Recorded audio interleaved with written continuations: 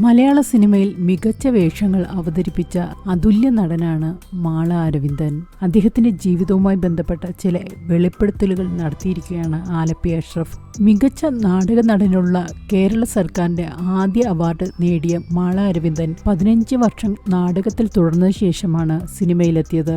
സിനിമയിൽ ചെറിയ വേഷങ്ങളിൽ തുടങ്ങി പിന്നെ അങ്ങോട്ട് തേരോട്ടമായിരുന്നു. നിന്നിഷ്ടം എന്നിഷ്ടം എന്ന ചിത്രത്തിൽ മാളയുടെ മാർക്കറ്റ് വാല്യൂ ജഗതി ശ്രീകുമാറിനേക്കാൾ കൂടുതലായിരുന്നു. ഹിന്ദുവായ അദ്ദേഹം ഒരു ക്രിസ്ത്യൻ യുവതിയെയാണ് വിവാഹം ചെയ്തത്.